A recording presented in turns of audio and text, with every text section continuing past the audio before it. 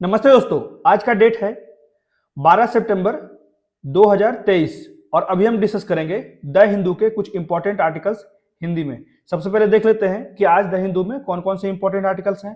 तो एक हम लोग बर्ड लोकेशन डिस्कस करेंगे, मोरक्को, जहां पे 6.8 की तीव्रता से भूकंप आया है, जिससे लगभग 2800 लोगों की जान चली गई है। तो यहाँ पे ये लोकेशन इंपॉर्टेंट हो जाता है और ये एयू जो है अफ्रीकन यूनियन का वो 14वां सदस्य भी है। तो अभी अफ्रीकन यूनियन जो है 21वां G20 का सदस्य बना है, तो यहाँ पे इंपॉर्टेंस रखता है, इसलिए इस आर्टिकल को डिस्कस कर लेंगे। अगला आर्टिकल है पश्चिमी एशिया आर्थिक गलियारा, मतलब कि वेस्ट एशिया इकोनॉमिक कॉरिडोर जो है उसका शुभारंभ हो गया है और ये एक ऐतिहासिक कदम है, ऐसा प्रधानमंत्री मोदी ने कहा है। तो इसको विस्तार से पढ़ेंगे, कहां कहां पे ये कॉरिडोर है, कहां कहां फैला हुआ है, इसको विस्तार से देखेंगे। अगला आर्टिकल है भारत को खाद्य असुरक्षा से मुक्ति दिलाने की आवश्यकता है। इसके लिए कौन कौन सी पॉलिसीज को बनाने की आवश्यकता है और कैसे कार्यान्वित की जाए, जिससे कि महंगाई है उसे कम किया जा सके, जिससे कि लोगों का क्रय क्षमता है उसमें विस्तार हो सके। अगला आर्टिकल है एक साथ चुनाव, मतलब कि वन इलेक्शन वन नेशन।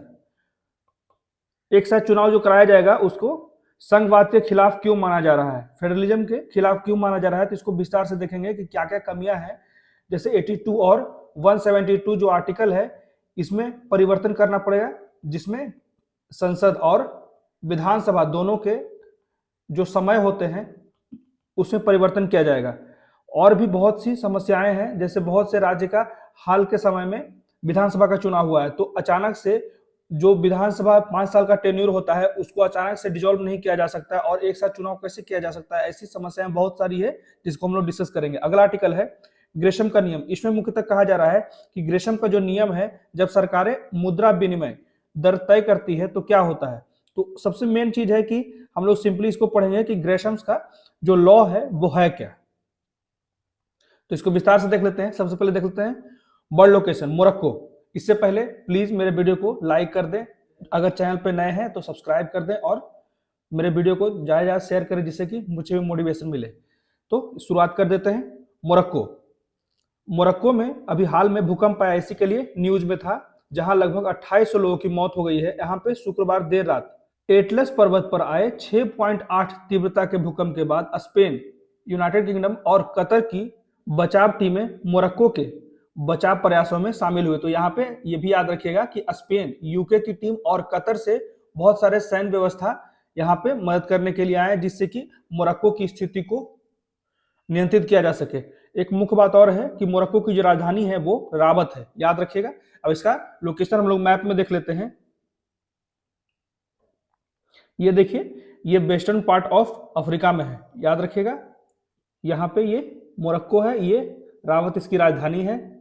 इसका मेनली जो हम लोग चौहद्दी याद कर लेंगे, उसके साउथ में वेस्टर्न सहारा है, उसके बाद साउथ ईस्ट में अल्जीरिया है, नॉर्थ में मेडिटेरियन सी है, इसलिए ये भी इंपॉर्टेंट हो जाता है, और पश्चिम में अटलांटिक ओशन है, तो इसलिए ये महत्वपूर्ण हो जाता है।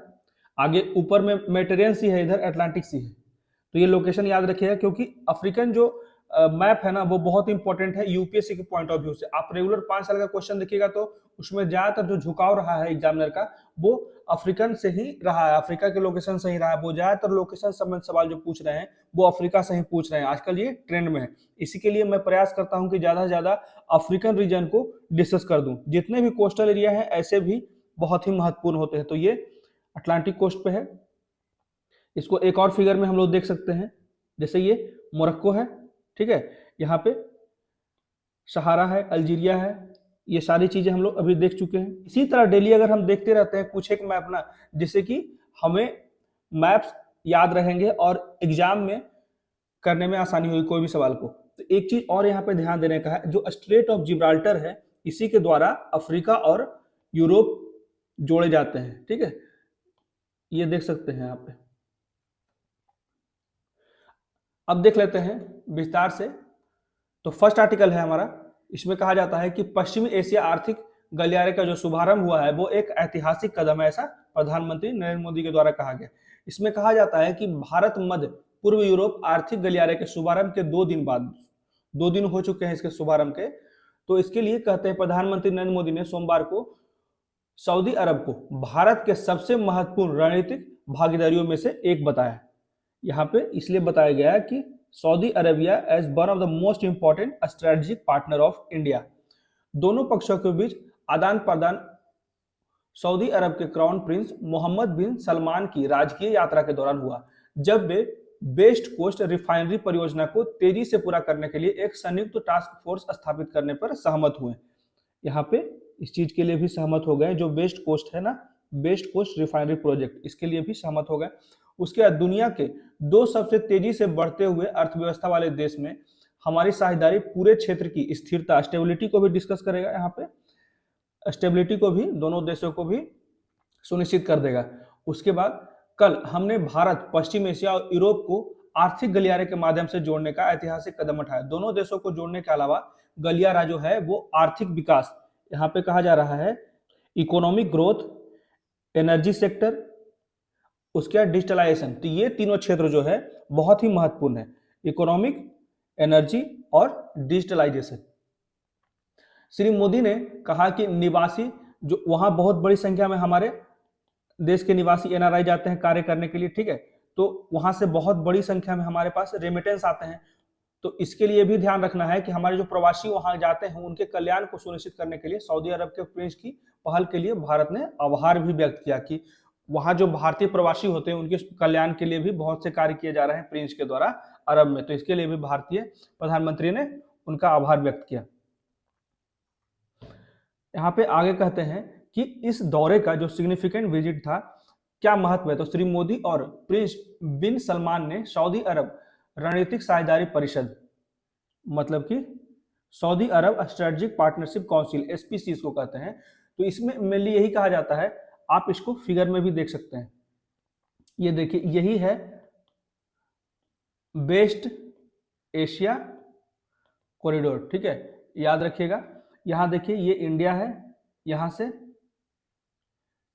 दुबई है, ये पूरा का पूरा कॉरिडोर है, कैसे जुड़ के जाएगा यूरोप तक, जिससे हमें बहुत सारे फायदे होंगे। तो इसी में कहा जाता है कि क्राउन प्रिंस की जो राजकीय यात्रा इतना महत्वपूर्ण क्यों है, तो क्योंकि यह सऊदी अरब को, अभी हाल में सऊदी अरब को चीन की मध्यस्थता के द्वारा ईरान से भी बढ़िया संबंध हो गया है, और अभी हाल ही में वो ब्रिक्स में भी मेंबर बन गया है। तो ये सारी जो प्रगति हो रही है सऊदी अरब के रूप में, तो यहाँ पे वैश्विक मंच पे भी सऊदी अरब का जो स्थिति है वो मजबूत हो रहा है। यहाँ पे कहा जाता है कि जो सहयोग की बात की जा रही है भारत और सऊदी अरब के बीच में, तो इसमें मुख्य जो है मुद्दा रक्षा, ऊर्जा, सुरक्षा, शिक्षा, प्रौद्योगिकी, परिवहन, स्वास्थ्य देखभाल, पर्यटन और सांस्कृतिक, अंतरिक्ष और सेमीकंडक्टर, अर्धचालकता मतलब सेमीकंडक्टर पर केंद्रित किया गया। तो ध्यान रखिएगा ये सारे पॉइंट्स बहुत ही इंपॉर्टेंट है। उसके बाद इसमें 8 समझौते की बात की गई है, जिसमें कहा गया है कि जिन 8 समझौतों पर मुहर लगाई गई है उनमें भारत के, यहाँ पे सबसे पहला जो था भारत के केंद्रीय सतर्कता आयोग और Saudi oversight and anti corruption, ये दोनों साथ मिलकर काम करेंगे अथॉरिटी के बीच। और दूसरा जो है सऊदी अरब और भारतीय एग्जिम बैंकों के बीच भी सहयोग शामिल किया गया है। तो ये दोनों पॉइंट हो गया। उसके बाद यात्रा के दौरान भारतीय राष्ट्रीय मतलब कि Indian institute of technology IIT और सऊदी अरब के खारा जल रूपांतरण निगम ने एक समझौता हस्ताक्षर किया।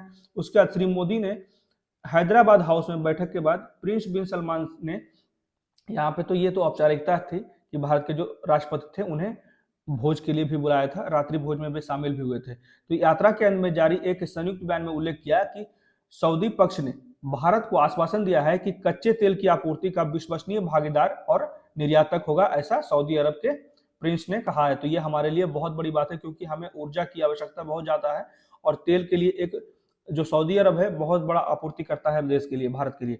तो दस्तावेज में उल्लेख किया गया कि दोनों प्रतिनिधि मंडलों ने कृषि और खाद्य उद्योगों में निवेश साझेदारी में प्रवेश करने के लिए दोनों देशों में यहाँ पे निजी क्षेत्रों को भी आमंत्रित किया गया है, प्राइवेट सेक्टर को भी विस्तार के लिए स्वागत किया गया है। वहीं संयुक्त बयान में रक्षा, डिफेंस और आतंकवाद विरोधी सहयोग के लिए भी एक दूसरे का सहयोग को करने का बात किया गया है। आतंकी हमलों के लिए उपयोग किए जाने वाले जो मिसाइल और ड्रोन होते हैं उसकी पहुंच को भी सीमित करने की बात की गई, जिससे कि ये सारे जो संगठन है आतंकी हमले करने वाले, आतंकवाद से संबंधित जितने भी संगठन है उनका पहुंच यहाँ तक सुनिश्चित ही नहीं हो पाए। इसके लिए ये दोनों कुछ नीतियां बना रहे हैं जिससे कि मिसाइलों और ड्रोन तक पहुंच इनकी नहीं हो पाए।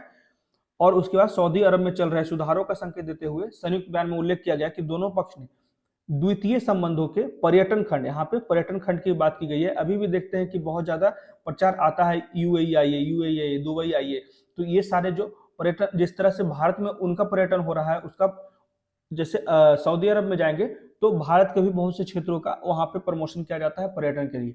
अगला आर्टिकल देख लेते हैं। इसमें कहा जाता है कि भारत को खाद्य असुरक्षा से मुक्ति दिलाना है। इसके लिए कौन कौन सी नीतियां अपनाई गई है, इसके बारे में डिस्कस किया जा रहा है। एक पुलाप्रे बालकृष्णन एक इकोनॉमिस्ट हैं, इन्होंने ही ये आर्टिकल दिया है। तो इसके बारे में देखते हैं कि इनका क्या क्या भी हुआ, क्या क्या नीतियां ये बताते हैं जिससे कि भारत में जो खाद्य असुरक्षा है उससे मुक्ति मिल सके। तो यहाँ पे कहा जाता है राइटर के द्वारा कि भारत दुनिया की सबसे तेजी से बढ़ती हुई अर्थव्यवस्था है, लेकिन यह बढ़ती हुई खाद्य मूल्य मुद्रास्फीति का भी सामना कर रहा है। यहाँ पे कहा जाता है it is also facing accelerating food price animation inflation. ठीक है, यहाँ पे भारत में बहुत तेजी से जो खाद्य पदार्थों के मूल्य भी बढ़ रहे हैं, इसका भी बात कह रहा है। तो भोजन की कीमतों में जो वृद्धि हो रही है वो पहली बार 2019 में तेजी से बढ़ी। यहाँ पे राइटर कहते हैं कि पहली बार जो फूड का जो रेट बढ़ा भारत में वो 2019 में तेजी से बढ़ा और उसके बाद अधिकांश वर्षों में बढ़ती ही रही। इस साल जुलाई में वार्षिक मुद्रास्फीति दर जो हो गया वो 11% हो गया, 11% से ज्यादा हो गया, जो एक दशक में सबसे अधिक है। तो यहाँ पे यही कहा जा रहा है कि ये एक दशक में सर्वाधिक है, जो जुलाई में हमारा इन्फ्लेशन रेट है 11% से ज्यादा हो गया। ये भी बातें याद रखिएगा, अभी मेंस आने वाला है। तो निरंतर उच्च खाद्य मूल्य मुद्रास्फीति का एक निहितार्थ यह है कि आबादी के एक वर्ग को पर्याप्त पोषण मूल्य वाले भोजन का उपभोग करने में कठिन, मतलब इसमें कहा जा रहा है राइटर के द्वारा कि जैसे 11% जो अभी हमारा मुद्रास्फीति हो गया है, इससे हो क्या रहा है कि एक निश्चित वर्ग 30% 40% जो हमारे गरीब लोग हैं वो सक्षम नहीं है, जो सुरक्षित खाद्य स्वस्थ पदार्थ को खरीदने में वो सक्षम नहीं है। यही बातें यहाँ पे राइटर के द्वारा कही जा रही है। इसमें कहा जाता है कि खाद्य और कृषि संगठन, मतलब कि FAO, यहाँ पे FAO जो है खाद्य और कृषि संगठन के विश्व में खाद्य सुरक्षा और पोषण की स्थिति का अनुमान लगा रहा है। इसमें स्वस्थ आहार का खर्च उठाने में असमर्थ देशों की आबादी का अनुमान निकाला जाता है, ये निकालने में ये सहयोग कर रहा है FAO, मतलब कि खाद्य और कृषि संगठन। यहाँ पे इसने जो अनुमान लगाया है स्वस्थ आहार के खर्च से संबंधित, तो इसमें कहा जा रहा है 2021 में भारत के लिए यह आंकड़ा बहुत ही चौंकाने वाला है, जिसमें अनुमानित 74% जो लोग हैं, 74% आबादी स्वस्थ आहार का खर्च वहन करने में समर्थ नहीं है भारत में।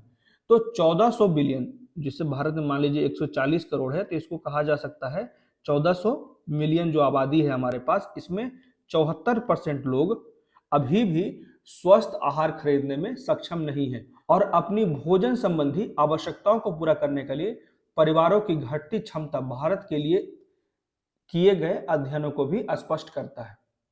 यहाँ पे कहा जाता है राइटर के द्वारा कि वाई दिस फाइंडिंग इज प्लूजिबल, मतलब कि यह खोज प्रशंसनीय क्यों है। ये जो आंकड़ा लाया गया है FAO का द्वारा, ये क्यों इतना प्रशंसनीय बताया जा रहा है। तो इसमें राइटर कहते हैं कि 2018 से 23 के दौरान मुंबई शहर में जो भोजन की कीमतें थी वो रिपोर्ट के अनुसार बताया गया कि जहां पर एक थाली जो है 2019 से और अभी वर्तमान समय में दोनों का तुलना किया जा रहा है, तो एक थाली मतलब कि जो निश्चित चावल दाल सब्जी जो होता है एक थाली में अभी वर्तमान समय में लगभग 65% मूल्य बढ़ गया है। तो इसमें यही बात कही जाती है कि और वही इस अवधि में जो वेतन बढ़ाए गए हैं श्रमिकों का, इसमें बताया जा रहा है श्रमिकों हो या वेतनभोगी कर्मचारी हो, तो उनके जैसे श्रमिकों का जो वेतन बढ़ा है इस अवधि में 19 से 2023 तक, उससे मात्र 38% ही वृद्धि हुई है और वेतन भोगियों को जो वृद्धि हुई है वेतन में मात्र 28% ही वृद्धि हुई। तो यहाँ पे यही कहा जा रहा है कि ये जो असंतुलन है, खाने का जो मूल्य है वो 65% बढ़ गया, लेकिन जो उसका वेतन है, चाहे शारीरिक श्रमिक हो या फिर वेतनभोगी कर्मचारी हो, उनका वेतन 38% से 28% ही बढ़ा है। इससे क्रय शक्ति में असंतुलन आ गया है और क्रय शक्ति में निहित कमी भी देखी जा सकती है। तो इससे क्या हो जाता है कि भोजन खरीदने में ही सक्षम नहीं हो पाता है, जिससे कि हमारा स्वास्थ्य भी खराब हो जाता है। तो यह 2019-21 के लिए किए गए नवीनतम राष्ट्रीय परिवार स्वास्थ्य सर्वेक्षण में एनीमिया की भी बात की जा रही है कि जो, क्योंकि हम लोग बहुत से लोग ऐसे हैं जो 74% आबादी जो है वो सही आहार खरीदने में सक्षम ही नहीं है, तो इससे अनीमिया का भी केस बढ़ रहा है। अनीमिया जो बीमारी है उसका भी केस बढ़ता जा रहा है, ऐसा नेशनल फैमिली हेल्थ सर्वे में कहा गया है। अनुमान लगाया गया है कि 50% से अधिक वयस्क महिलाएं अनीमिया से पीड़ित है। ठीक है, और इससे पता चलता है कि जो एफएओ का यह निष्कर्ष है वो आधे से अधिक भारत स्वस्थ आहार का खर्च वहन नहीं कर सकता है। इसलिए कहा जाता है कि ये जो आंकड़ा बताया गया है एफएओ के द्वारा वो बहुत ही प्रशंसनीय है। अगर हम यह मान भी लें कि एजेंसियों ने संख्या 100% से अधिक बढ़ा दी है तो भी इस श्रेणी में 500 मिलियन लोग बचेंगे। यह चीन के अलावा दुनिया के सभी देशों की जनसंख्या से भी बड़ा है। तो ऐसा कहा जा रहा है कि लगभग 500 मिलियन लोग जो हैं इस श्रेणी में आ जाते हैं, जो कि गरीबी की चपेट में आ गए हैं, जो स्वस्थ आहार खरीदने में सक्षम नहीं है। यहाँ पे राइटर के द्वारा और एक बात कही जा रही है कि जो मुद्रास्फीति दर अभी देश में बढ़ता जा रहा है, इसको नियंत्रित करने में भी जो हमारी व्यापक आर्थिक नीतियां हैं वो भी बेकार साबित हो रही है। जैसे यहाँ पे कहा जा रहा है कि जो हमारा सेंट्रल बैंक है आरबीआई, वो भी मुद्रास्फीति को नियंत्रित करने में विफल रहा है। मुद्रास्फीति की दर जो है अब तक 4 वर्षों के जो लक्ष्य रखे गए थे आरबीआई के द्वारा वो भी पूरे नहीं हो पाए।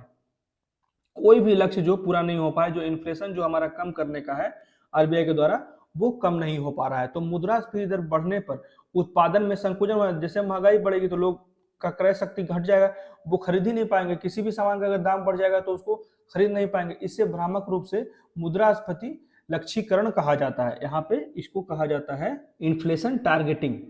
ठीक है, इसी को कहा जाता है मुद्रास्फीति लक्ष्यीकरण। तो आपूर्ति पक्ष से उत्पन्न खाद्य मुद्रास्फीति को प्रबंधित करने के लिए कुछ नहीं करना है।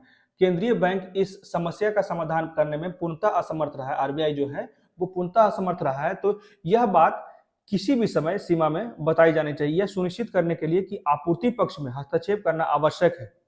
जो आपूर्ति कर रहा है तो उसमें हस्तक्षेप करना जरूरी है। भूमि पर उपज बढ़ाना, अस्थिर मूल्य पर भोजन का उत्पादन किया जाए, मतलब कि ज्यादा से ज्यादा हम लोग कृषि को प्रमोट करें, जिससे कि जो हमारा मूल्य है भोजन का उसको संतुलित करने में हम सफल हो सकें। तो यहाँ पे राइटर कह रहे हैं कि इसके लिए क्या क्या इनिशिएटिव ली जा रही है। तो यहाँ पे इनिशिएटिव लिए जाने की बात की जा रही है कि ऊपर चिन्हित सभी क्षेत्रों में, यहाँ पे जैसे पहले जो हम लोग ग्रीन रिवॉल्यूशन जो लाए थे 1960 में, हरित क्रांति, उसी की बात की जा रही है राइटर के द्वारा कि यहाँ पे राइटर कह रहे हैं कि अगर कोई फर्क नहीं पड़ता है और हमें बस लक्ष्य को प्राप्त करना है, गरीबी को कम करना है, भोजन के मूल्य को कम करना है, तो एक सही दृष्टि से हमें हरित क्रांति की एक उल्लेखनीय व्यवस्था को फिर से लाना होगा।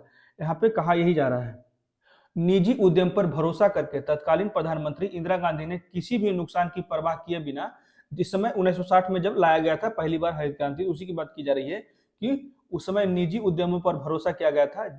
उस समय जो तत्कालीन प्रधानमंत्री थे इंदिरा गांधी, और नुकसान का परवाह नहीं किया गया था पूंजीवादी दृष्टिकोण से कि भारत को भोजन में आत्मनिर्भर बनाने के उद्देश्य से चुना गया।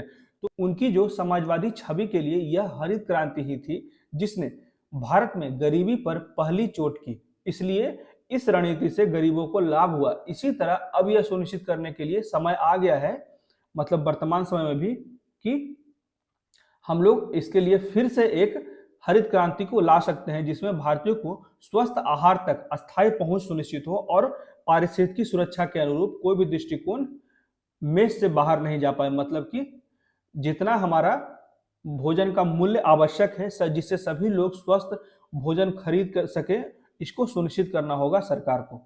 तो ये था पूरा का पूरा आर्टिकल। ठीक है, तो अगला आर्टिकल देख लेते हैं हम लोग। एक साथ जो चुनाव है, वन नेशन वन इलेक्शन। ठीक है, एक साथ चुनाव संघवाद के खिलाफ क्यों है? Why simultaneous elections would militate against federalism. तो इसमें क्या कहते हैं राइटर? केंद्र सरकार ने लोकसभा, विधानसभा, नगर पालिका और पंचायतों के एक साथ चुनाव कराने की संभावना तलाशने के लिए जो अभी पूर्व राष्ट्रपति रामनाथ कोविंद की अध्यक्षता में एक समिति का गठन किया गया है। एक साथ चुनाव के विचार पर पिछले 5 वर्षों में चर्चा हुई है और यह जो बीजेपी के घोषणा पत्र का हिस्सा है कि मतलब वो एक साथ चुनाव करा के रहेगा, मतलब कि एक देश में एक ही चुनाव में सभी जगह चुनाव होगा, जिससे कि बहुत बड़ी संख्या में बहुत सी चीजों का लाभ हो सकता है। जैसे कि अतिरिक्त धन जो खर्च होते हैं उसका प्रशासन का अतिरिक्त जो बोझ होता है ये भी बचेगा, ट्रांसपोर्टेशन बचेगा, बहुत से खर्च बचेंगे सरकार के।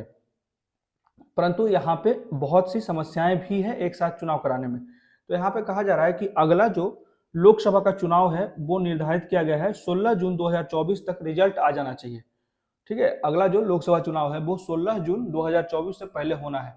यदि एक साथ चुनाव का विचार सफल हो जाता, मान लेते हैं कि ये कराया जा रहा है, तो इसकी पुष्टि और कार्यान्वयन किया जा सकता है। तो इससे 4 राज्य जो हैं, आंध्र प्रदेश, यहाँ पे कहा गया है आंध्र प्रदेश, अरुणाचल प्रदेश को छोड़कर सभी विधानसभाओं की समस्याएं जैसे ओडिशा और सिक्किम, इन 4 राज्यों का चुनाव चक्र जो है वो समय के साथ लोकसभा चुनाव के साथ जुड़ गया है। यदि 2029 में एक साथ चुनाव होते हैं तो विधानसभा के शर्तों में कटौती या विस्तार की समान प्रक्रिया की आवश्यकता होगी। मतलब कि बहुत सी जगह विधानसभा के चुनाव अभी हाल में 1 साल पहले या 2 साल पहले हुए, तो इनको कैसे संतुलित किया जाएगा, क्या उसे भंग कर दिया जाएगा, जिससे फेडरली जो है ये जो सिद्धांत है ये कहीं ना कहीं धूमिल हो जाएगा। तो यही बात यहाँ पे राइटर के द्वारा की जा रही है।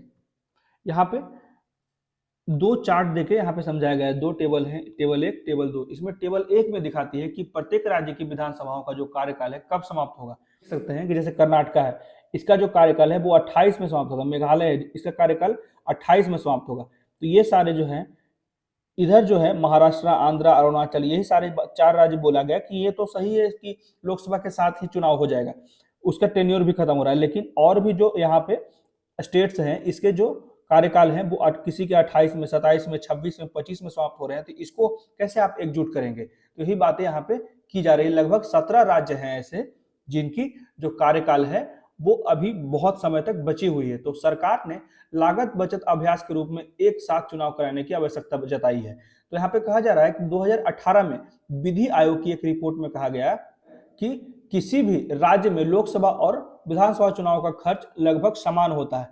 इसमें तर्क दिया गया कि एक साथ चुनाव कराने से जो लागत होती है वो लगभग 50% कम हो जाती है। हालांकि इस तरह की जो रिपोर्ट है, ट्रांसपोर्ट, प्रिंटिंग, मीडिया, इंफ्रास्ट्रक्चर, तो ये सारे जो अतिरिक्त खर्च होते हैं चुनाव खर्च में, तो ये सारे चीजों में कमी आ जाती है जब हम लोग एक बार में चुनाव कराने में सफल हो जाएंगे। उसके बाद जो तालिका 2 है उसके बारे में, यहाँ जो है टेबल 2, इसके बारे में कहा जाता है कि ऐसी कई रिपोर्ट भारत में विधायी और शासन स्तरों की विविधता, यहाँ पे कहा जाता है कि विविधता पर एक साथ चुनाव के महत्व पर भी विचार नहीं करती है।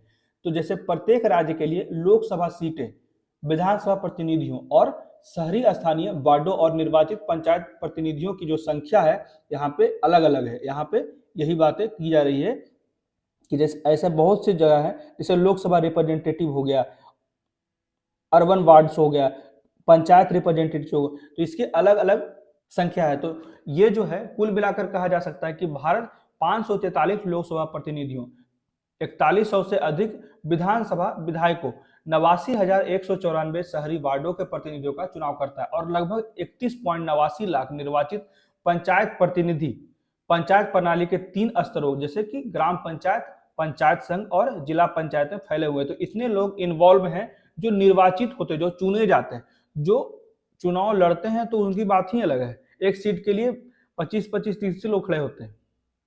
तो इनमें से प्रत्येक स्तर की जो अपनी भूमिकाएं और जिम्मेदारियां हैं, तीनों स्तरों पर जो प्रतिनिधियों की विशाल संख्या होती है, खासकर पंचायत समिति में, पंचायती जो राज्य होता है, पंचायत के जो चुनाव होते हैं उसमें इतने विशाल संख्या में प्रत्येक स्तर के महत्व और मतदाताओं की विशिष्ट आवश्यकताओं को पूरा करने के लिए प्रतिस्पर्धा की आवश्यकता की ओर इशारा किया गया है। तो इसमें एक उदाहरण दिया जाता है एग्जाम्पल के द्वारा कि if a voter is bothered about garbage management, मतलब कि कहा जाता है यदि कोई मतदाता अपने इलाके में कचरा प्रबंधन को लेकर परेशान है तो वह अपनी शक्ति का उपयोग ऐसे उम्मीदवार को चुनने के लिए करेगा जो स्थानीय वार्ड में समस्या को हल करने के लिए सबसे उपयुक्त होंगे।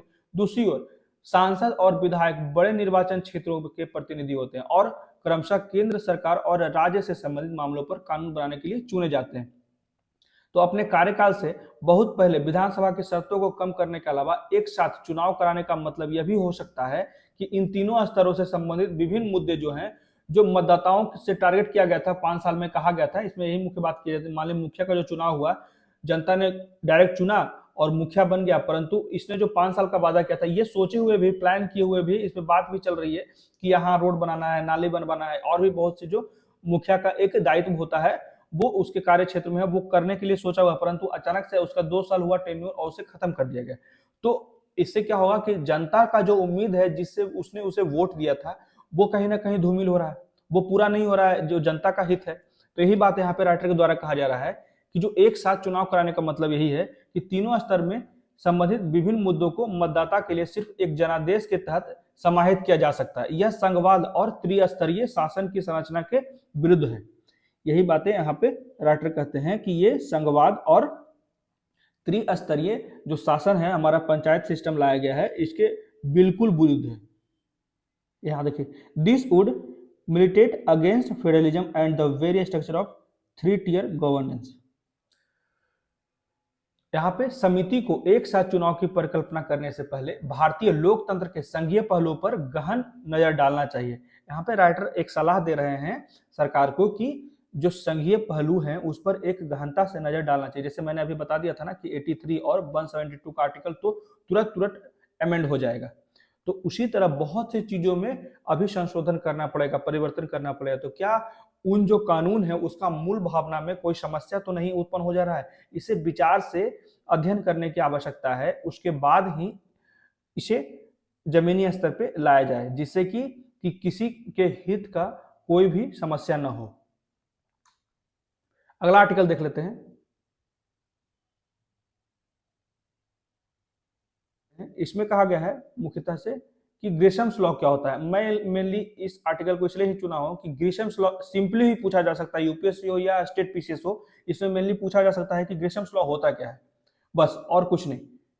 तो इसमें ये जो आर्टिकल आया है इसमें कहा गया है कि ग्रेशम का जो नियम है, जब सरकारें मुद्रा विनिमय दरें तय करती है तो क्या होता है, what happens when governments fix currency exchange rate. इसमें एक गुड मनी की बात की जा रही है और एक बैड मनी की बात की जा रही है। मेनली जो ग्रेशम्स लॉ होता है इसमें कहा जाता है जो बैड मनी होता है, मतलब कि ब्लैक मनी हो गया, वो अगर मार्केट में ज्यादा से ज्यादा आ जाता है तो अपने आप ही जो गुड मनी है वो मार्केट से बाहर चला जाता है।